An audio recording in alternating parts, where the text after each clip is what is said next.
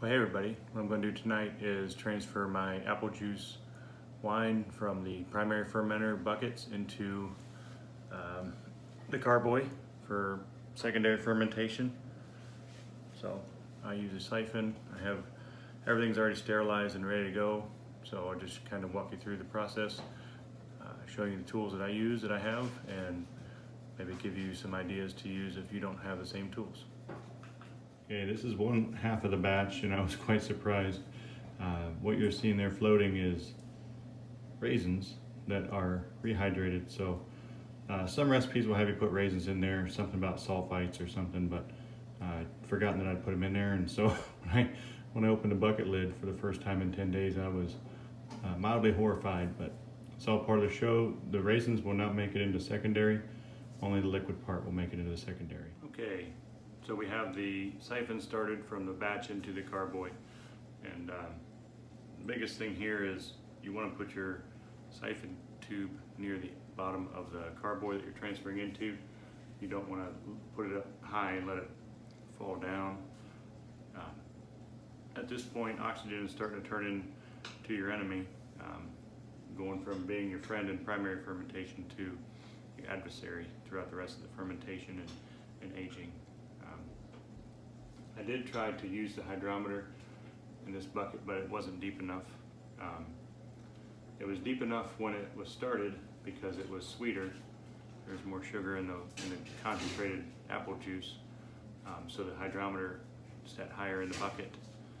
As the yeast ate the sugar and the wine became drier, the hydrometer needed more liquid level to float. So I'll have to test it maybe in the other bucket, see if that will show me the, it should be somewhere one or right at one or maybe a little bit below. Something interesting that I noticed since the buckets were side by side, this V1116 took off like a rocket and quit just as suddenly. This one's actually still bubbling from time to time, but then the other interesting thing was this one here in the airlock, I kept having to empty it out and clear fruit flies out. I know it sounds gross, whatever. This one, I didn't get any fruit flies in the airlock at all. So I don't know what that's worth, but it's just something I noticed while I was doing this. Okay, so we've got the contents of 2 buckets transferred over. Got the liquid as close to the neck as we could without overfilling it.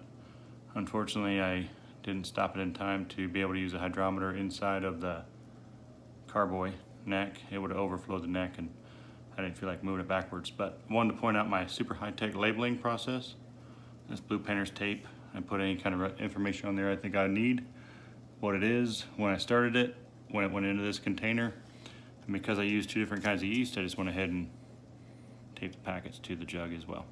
So I don't know if it'll show up on camera. Extreme close up. It's still bubbling, kind of does.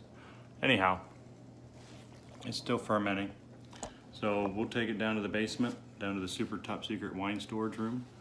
And one thing to think about is this is about 7 gallons of wine plus the weight of the container. It's extremely heavy. So best case scenario, you can rack it where you are going to store it. If not, you better be able to move it. So if you can't, that's fine. They make these in 1 gallon jugs too, and I had one on standby there, cleaned and ready to go in case I had too much volume, but I have just enough left in the bucket to have a glass of new wine tonight. Yeehaw. On a work night, no less. So all that to say, this is how simple racking your wine from your primary to your secondary fermentation could be. Now this wine just needs time. It is very hazy, and we can clear that up later. But like a lot of problems in life, if just give enough time, it'll sort itself out, clear itself right up. So I'll take this down to the basement, put it with the other wines that are gaining some time, and hopefully sometime within a year, this stuff will be ready to drink, and I won't be embarrassed to give it to anybody. So hope you enjoyed this video. I enjoyed making it, and I hope you find it useful.